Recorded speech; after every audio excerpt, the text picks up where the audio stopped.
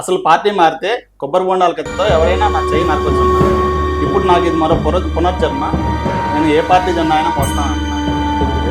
Party మారేది లేదు. నా యొక్క నిబద్ధతని నిజాయితీని ఎందుకు పరిగణలోకి తీసుకోవాలా? నాకు ఇంటికి పిలిపించి పవన్ కళ్యాణ్ గారు హామీ ఇచ్చారు. డిసెంబర్లో మాట్లాడారు, ఫిబ్రవరి 25న వాళ్ళ ఇంటికి పిలిపించి మాట్లాడారు. రాజధాని ప్రాంతం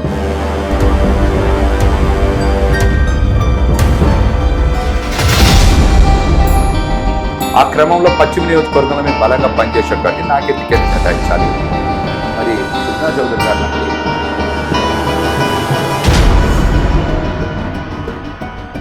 చూసుకొని నన్ను బలి చేశారా? నా జీవితాన్ని ఏ కత్తి పట్టి పవన్ కళ్యాణ్ గారు నరికారు? ఎస్ఆర్సీపీ పార్టీ నుండి భారీ మొత్తంలో డబ్బు పుట్టిందని చెప్పి జనసేన నాయకులు ఆరోపిస్తున్నారు. మాట్లాడే వాళ్ళందరి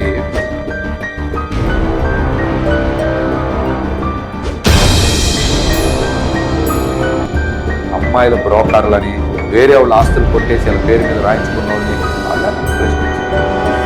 పార్టీ పుట్టింది జెండా మోసాం, పవన్ కళ్యాణ్ గారి కోసం నిలబడ్డాం, ఆస్తులు అమ్ముకున్నాం, కేసులు పెట్టించుకున్నాం.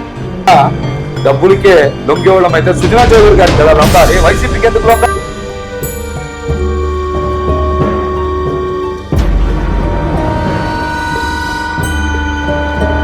కానీ ఇక్కడ కూడా అడిగేది కాదని కూడా తెలుసుకోవాలి.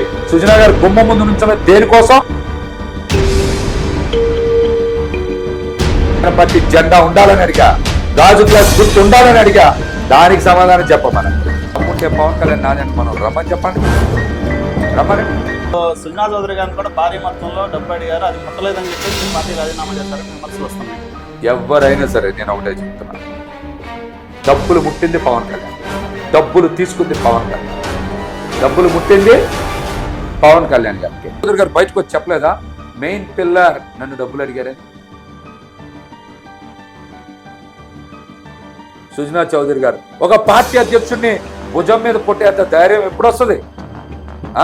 వీడియోలో చూశారు కదా, డబ్బులు ఇచ్చినప్పుడే వస్తుంది. దీనికి ఆధారాలు ఉన్నాయంటున్నారు, మరి ఎప్పుడు బయటపెడతారు? ఏం ఆధారాలు? పవన్ కళ్యాణ్ గారికి ప్యాకేజింగ్ ముట్టింది టీడీపీ నుంచి చూస్తారు, ఆధారాలు ఉన్నాయి, ఎప్పుడు బయటపెడతారు? చూస్తారు తొందర.